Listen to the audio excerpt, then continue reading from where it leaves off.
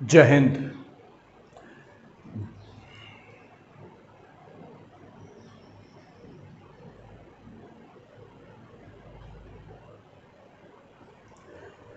जय हिंद देश के निर्माताओं।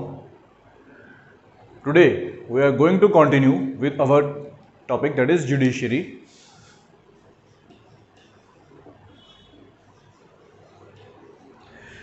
In the previous lectures, we had discussed about different powers of judiciary, be it its original jurisdiction, its appellate jurisdiction, presidential, reference, or writs. We had also seen that how Supreme Court derives its powers based on different provisions based on Constitution of India. Further, today we are going to discuss what are the effects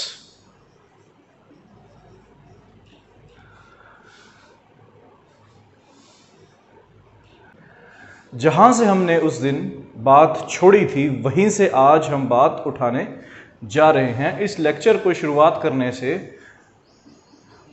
हम जानेंगे कि article 368 और article number 13 इन दोनों के आपस में क्या conflict रहे। उस दिन मैंने आपको बताया था आर्टिकल 13 क्या सिग्निफिकेंस है इस 13th आर्टिकल का। It is quit simple that किस तरह जो हमारे सुप्रीम कोर्ट हैं वो क्या करते हैं, जो भी ज्यूरिस्डिक्शन, जो भी लेजिस्लेटिव बिल या एक्ट बनता है उसमें से जो भी चीजें वायलेट करती हैं कॉन्स्टिट्यूशन ऑफ इंडिया को, उनको वो क्या कर देते हैं, अल्ट्रा वायस कर देते हैं। This was article number 13। While ये क्या चीज है article number 368, what does it signifies? It signifies the power to amend constitution of India lies with parliament. अब इन दोनों का कंफ्लिक्ट क्या है? सर सिंपल सी बात है, यहां पे आती है पावर की ओवरलैपिंग। मतलब क्या इसका? देखिए, अगर हम इसकी बात करें तो पावर किसके पास होनी चाहिए? कॉन्स्टिट्यूशनल रिफॉर्म्स की, अमेंडमेंट्स की, बिल पास करने की, नए लॉज बनाने की, तो होनी चाहिए पार्लियामेंट के पास। वाइल दूसरी तरफ यहां पे ये जो आर्टिकल नंबर 13 है, it gives power to our supreme court that is judiciary to check whether the law is justified और नॉट। ये एक चेक है। अब इसका मतलब क्या है? यहां पे दोनों पावर्स दैट इज दोनों पिलर्स हमारे कॉन्स्टिट्यूशन के, लेजिस्लेटिव और जुडिशरी, इनमें कंफ्लिक्ट पैदा हो रहा है। Simple as that. अब इस कंफ्लिक्ट से देखिए बहुत कुछ हुआ। 24th अमेंडमेंट आई, 25th अमेंडमेंट आई, उसके बाद कई ऐसे बड़े बड़े केसेस चले जिसके ऊपर बहुत बड़ी बड़ी रूलिंग्स आई। पर हमारा जो मुद्दा है, हम उस सभी चीज़ को यहाँ पे नहीं करने जा रहे। हम यहाँ पे निकालने जा रहे हैं कि इस चीज़ से क्या निकल के आया। यहाँ से निकल के आया एक टर्म जिसको कहते हैं बेसिक स्ट्रक्चर। बेसिक स्ट्रक्चर नाम की एक चीज यहां से निकल करके आई। ये बेसिक स्ट्रक्चर है क्या? देखिए जी, यहां पे कॉन्स्टिट्यूशन का बेसिक स्ट्रक्चर की बात की जा रही है। मतलब इट इज वेरी सिंपल कि हमारे कॉन्स्टिट्यूशन की आइडियोलॉजी क्या है, इसकी बुनियाद क्या है, that is the basic structure. तो यहां पे आइडियोलॉजी और इसका बेस, ये दोनों चीजें हैं। तो अगर आप पार्लियामेंट में आप कुछ पास करते हैं, कुछ लॉज बनाते हैं, तो वो किसी भी तरीके से किसी भी टाइम पे जो कॉन्स्टिट्यूशन की आइडियोलॉजी है और उसका बेस है, दैट इज उसकी बुनियाद है, उसके विपरीत दिशा में नहीं काम करेगी। Simple as that. अगर वो ऐसा करती है तो उसके ऊपर चेक कौन करेगा? सुप्रीम कोर्ट, जुडिशरी चेक करेंगे और उसको देखेंगे, उसका मूल्यांकन करेंगे, उसका एनालिसिस करेंगे, खास तौर पे क्रिटिकल एनालिसिस करेंगे और देखेंगे क्या वो इसके लिए वायलेटिव है या नहीं है। This is basic structure. ये वाली टर्म जो है ये बहुत इंपॉर्टेंट है आजकल के टाइम पे भी। और दूसरी चीज, ये कॉन्स्टिट्यूशन ऑफ इंडिया में डिफाइन नहीं की गई। मेरे ख्याल में ये आपके लिए कोई जाननी मुश्किल बात नहीं होगी, क्योंकि कॉन्स्टिट्यूशन बना था हमारी आज़ादी के टाइम, और ये जो आर्टिकल्स बनने के बाद केसेस चले, उसके बाद बेसिक कॉन्स्टिट्यूशन में बेसिक स्ट्रक्चर को लेके एक विचारधारा चली, तो ये इसका कॉन्स्टिट्यूशन में इसकी डेफिनेशन नहीं मिलेगी आपको। मूविंग ऑन, अब इस चीज को देख, ये जो पिलर्स है दो, ठीक है, इनमें अगर कुछ गड़बड़ होती है तो सुप्रीम कोर्ट बेसिक स्ट्रक्चर देखेंगे और अपना निर्णय देंगे। दूसरी चीज एक और भी है, क्योंकि हमें पता है कि कॉन्स्टिट्यूशन ऑफ इंडिया में सुप्रीम कोर्ट को बहुत जबरदस्त पावर्स दी गई है, जिसके तहत उनके पास असीमित अथॉरिटी आ जाती है किसी भी लॉ को किसी भी जस्टिस को डिलीवर करने की। तो ये जो unlimited power, sort of unlimited power है, यहां पे हम इसको कोट कर देते हैं।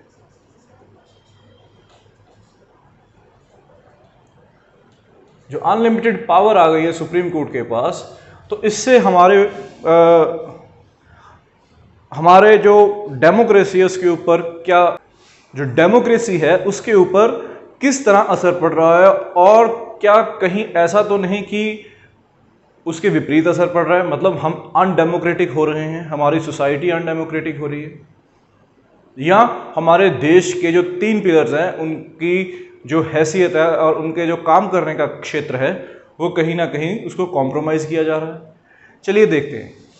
तो यहां पे सुप्रीम कोर्ट के पास अनलिमिटेड पावर है, तो इस अनलिमिटेड पावर के साथ सुप्रीम कोर्ट क्या करता है, एक्टिविज्म करता है।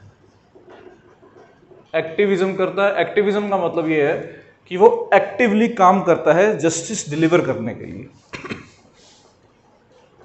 Active participation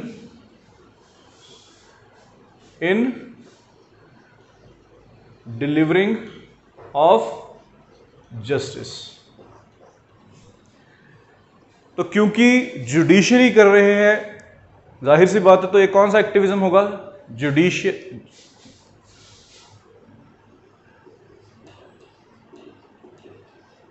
judicial activism.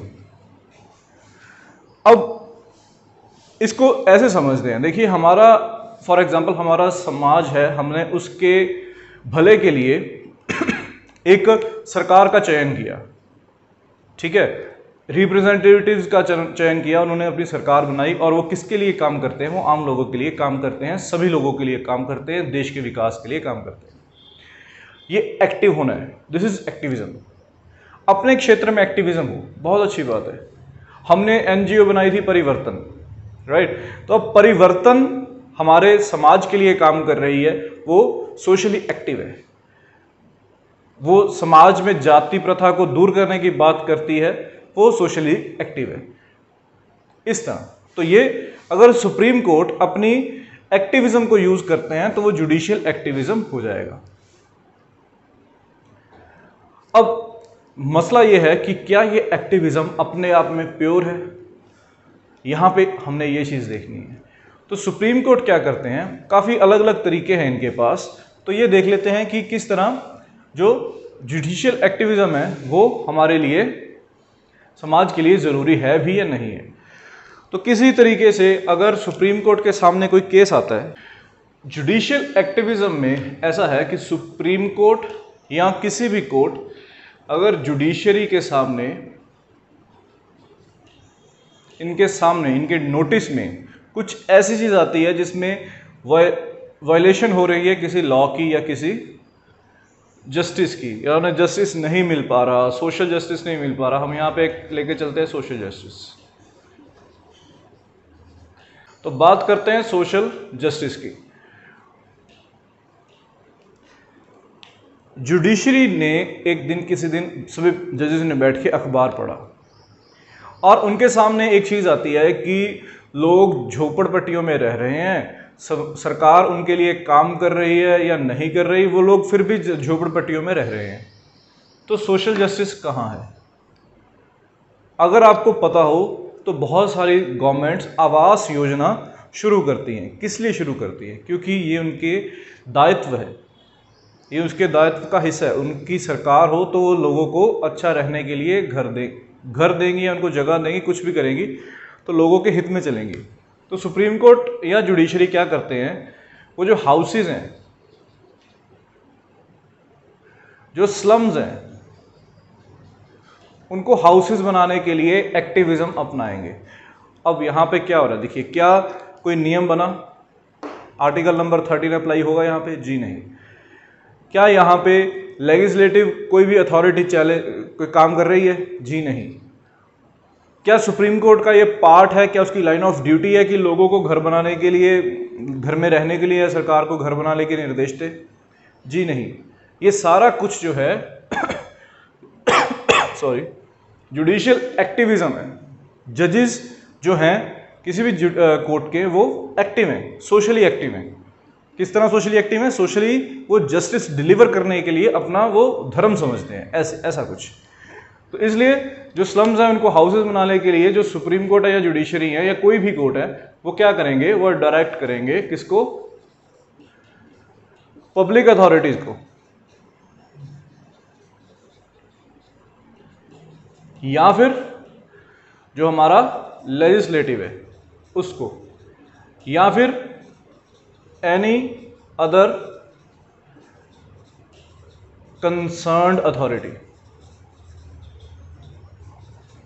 अब एनी अदर कंसर्न्ड अथॉरिटी क्या हो जाएगी? चाहे वो सीएमओ है, चाहे वो पीएमओ है, व्हाट्सएवर, चाहे वो पीडब्ल्यूडी है, कुछ भी है, तो उसको डायरेक्ट करेंगे। This is judicial activism. अब इससे क्या हो रहा है यहां पे देखिए, अब इसका पॉजिटिव असर क्या हो रहा है, इसका इफेक्ट क्या हो रहा है? एक तो गुड इफेक्ट है और दूसरा है bad. Obviously there are always two sides of a coin, so one is good and other is bad. Good is कि जस्टिस डिलीवरी जो है, जस्टिस डिलीवरी ये बहुत अच्छे तरीके से हो रही है। It is very effective,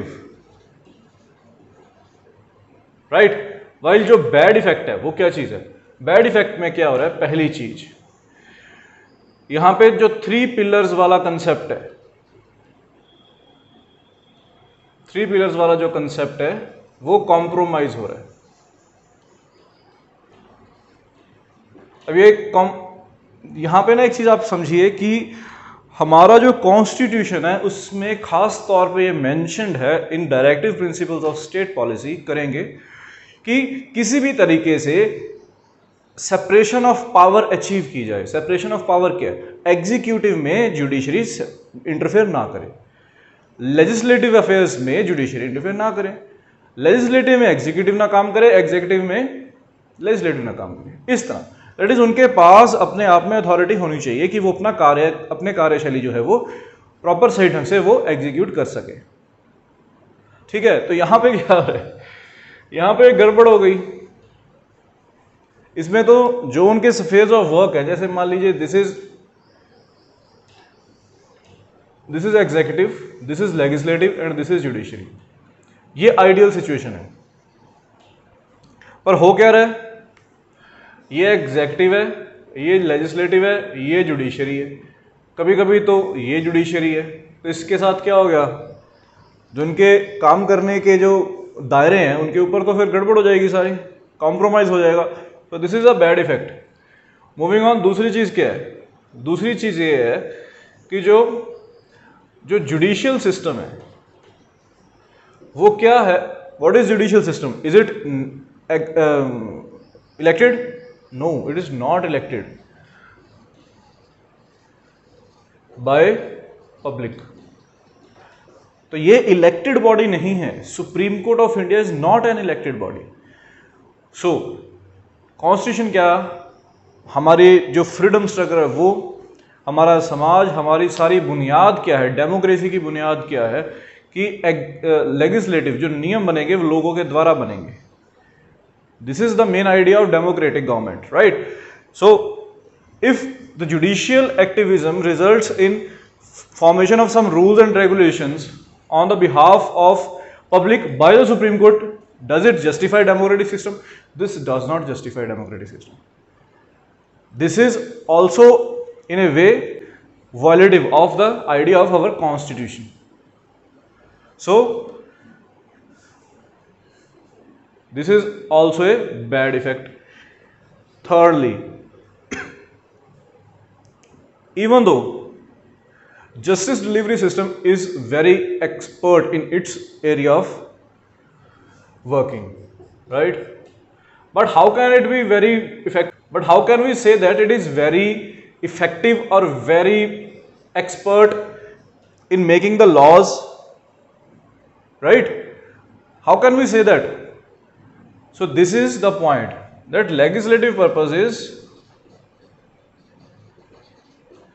require consensus,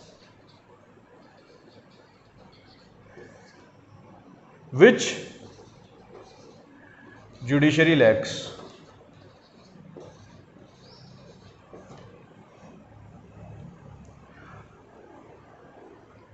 It means that जब जुडिशरी कुछ भी नियम या कुछ भी अपनी डायरेक्शंस या डिग्री वो दे रहे हैं तो उसमें कंसेंसस की कमी होती है। अगर हम सुप्रीम कोर्ट के हाईएस्ट बेंच की भी बात करें तो फिर भी उसमें 30, 31, 32, 30 के आसपास जजेस होंगे, राइट, सबसे बड़े बेंच के पास भी।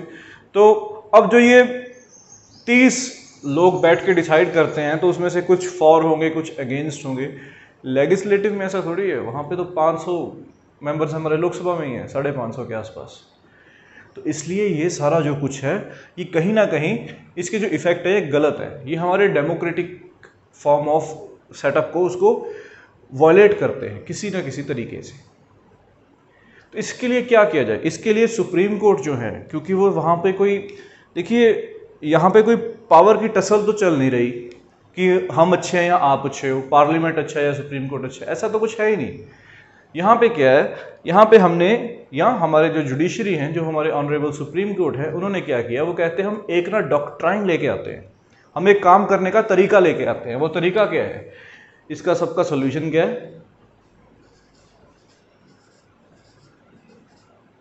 डॉक्ट्राइन ऑफ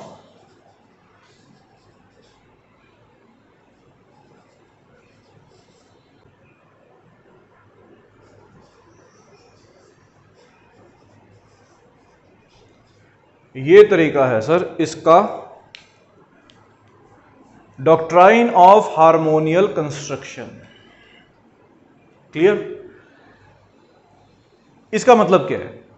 इसका मतलब यह है कि अगर आपके पास सेट ऑफ लॉज है,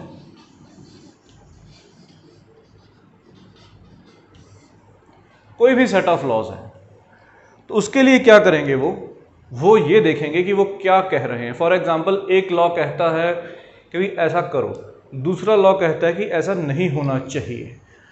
तो ये डॉक्ट्राइन ऑफ हार्मोनियल कंस्ट्रक्शन ये कहता है कि एक बीच का रास्ता ढूंढ लिया जाए जिसमें दोनों की जो कंस्ट्रक्टिव है, हार्मनी है दोनों की, उसको मेंटेन करके रखा जाए। अब यहाँ पे सवाल ये होना चाहिए कि सर ये तो लॉज की बात की जा रही है, यहाँ पे हम इससे निजात पाना चाहते हैं, इससे निजात पाना चाहते हैं, तो इसका मतलब क्या है? देखिए यहाँ पे मतलब ये है, हार्मनी का मतलब क्या होता है? हार्मनी का मतलब होता है एक बैलेंस बना लेना। तो अगर एक लॉ कुछ और कह रहा है, दूसरा लॉ कुछ और कह रहा है, उसका बैलेंस बना लिया गया तो क्या होगा? तो क्या एक्टिविज्म दिखाने की कोई खास जरूरत पड़ेगी?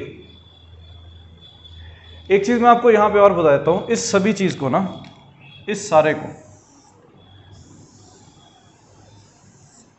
इसको हम कह देते हैं जुडिशियल ओवररीच।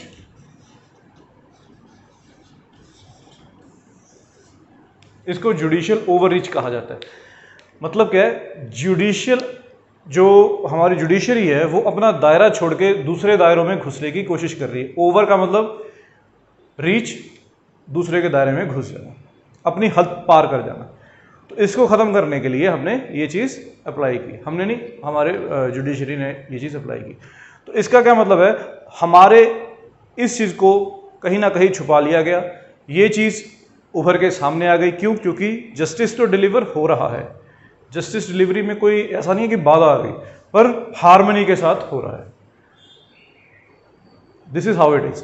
तो इस चीज को दूर करने के लिए एक तो ये चीज है और दूसरा क्या है, बेसिक स्ट्रक्चर। मूविंग ऑन, एक चीज आपको यहां पे और बता दी जाए कि ये जो लेजिस्लेटिव और जुडिशरी का आपस में टसल चल रही थी, उसका एक छोटा सा जो इफेक्ट है वो अपॉइंटमेंट्स के ऊपर भी पड़ा। अगर आपको याद हो तो हमने अपॉइंटमेंट्स अभी तक डिस्कस नहीं की, सुप्रीम कोर्ट में कैसे अपॉइंटमेंट होती है जजेस की। वो इसीलिए नहीं की क्योंकि यहाँ पे ये एक एंगल भी है जिसको हम देखना हमारे लिए बहुत ज़रूरी है।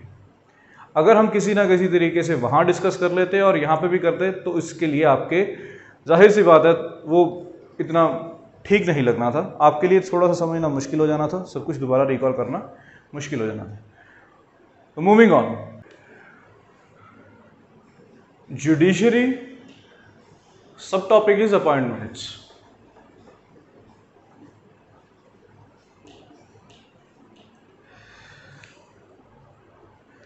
How a judge of Supreme Court is appointed? Who appoints him? It is all given in article number 124 of Constitution of India.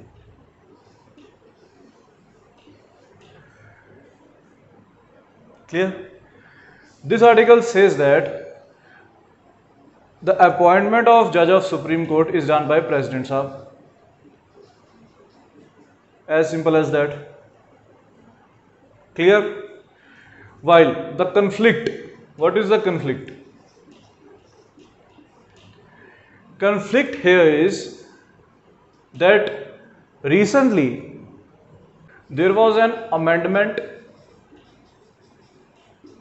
that was 99th amendment, which stated that there is another article or a sub part of the article 124 which says that we have, or the government will constitute NJAC. What is NJAC? National Judicial Appointment Committee. What was given in our constitution, that article 124 says that president would appoint the judges or the of the Supreme Court in consultation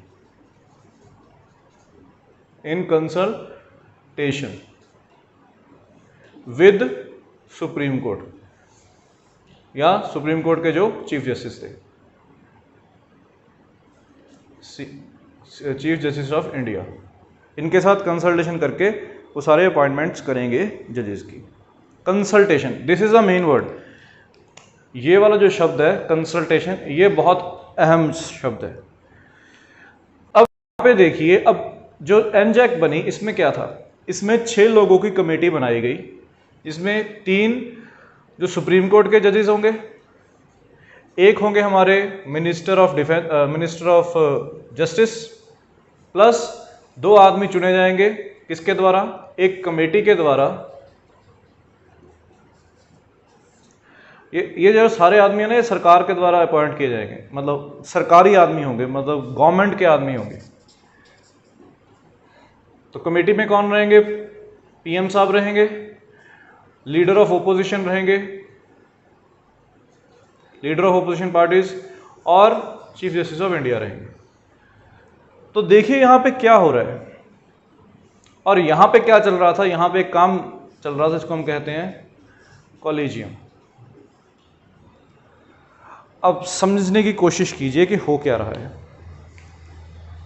शुरुआत में president साहब consultation के साथ जो सारे जजेस हैं उनकी अपॉइंटमेंट करेंगे, including chief justice of India.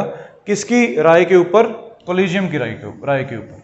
Consultation के साथ वो सभी जजेस की अपॉइंटमेंट करेंगे, ठीक है। कंसल्टेशन किसके साथ होगी? कॉलेजियम के साथ। कॉलेजियम क्या है?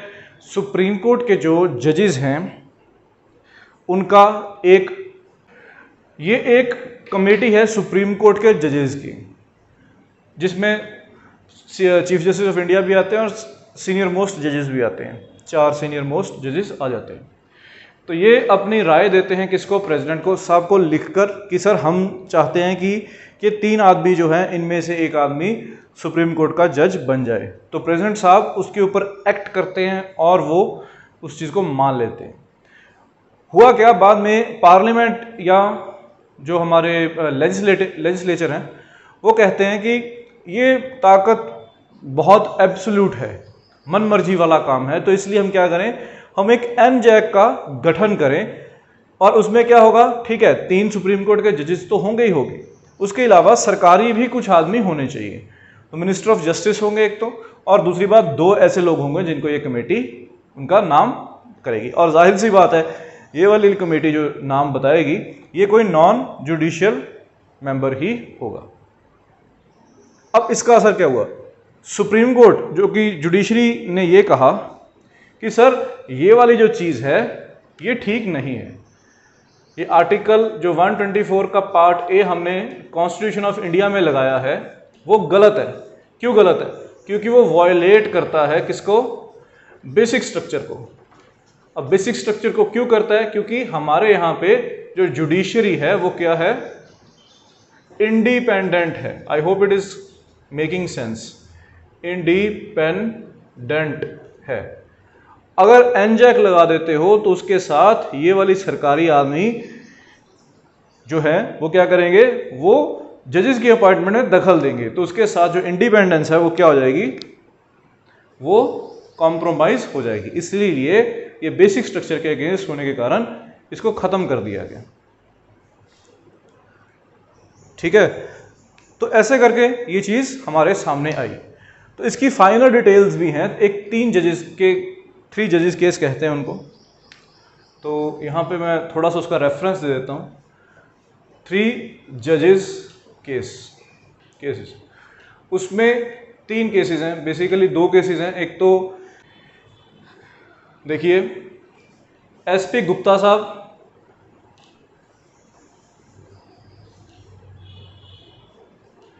एससी अरोड़ा साहब, और एक प्रेसिडेंशियल रेफरेंस था। तो यहाँ पे आप समझ सकते हैं कि जो 3 केसेस हैं वो एक्चुअली 2 केसेस हैं और एक प्रेसिडेंशियल रेफरेंस है।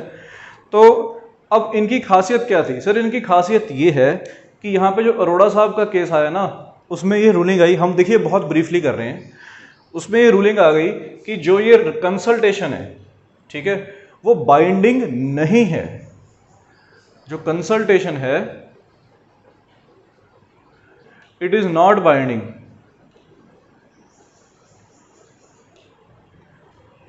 क्लियर। तो आप देखिए यहां पे पहले केस में जो आर्टिकल नंबर 124 है उसमें कंसल्टेशन जो शब्द है कितना इंपॉर्टेंट हो गया, कंसल्टेशन नॉट बाइंडिंग हो गया, जिसके कारण प्रेसिडेंट साहब अपनी मनमर्जी कर सकते हैं, फ्री टू डू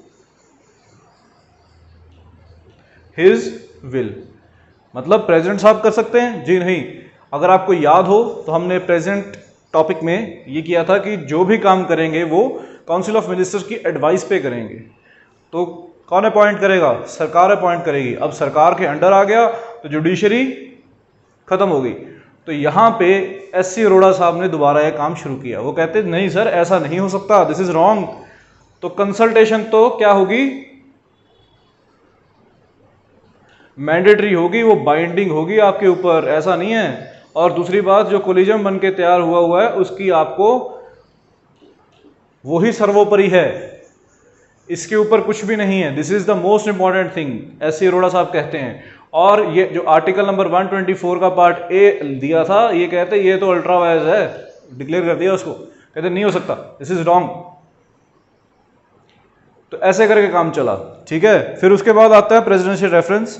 उसमें जो हमारा कोलिजम है उसकी फंक्शनैलिटी के ऊपर कुछ थोड़ा बहुत चीजें सामने आई। कैसे कि कोलिजम क्या होगा, अब इसको थोड़ा सा डिफाइन किया। जो कोलिजम है वो क्या होगा, सिंगल बॉडी होगी, नहीं जी मल्टी बॉडी होगी, कितने मेंबर्स होंगे, क्या क्या होगा, ये सारा कुछ यहाँ पे थोड़ा बहुत उन्होंने डिफाइन करके बताया गया। तो यहाँ पे हमारे पास जुडिशरी का आज हमने क्या क्या किया, आई होप आप सभी को वो सारा कुछ क्लियर हो गया होगा।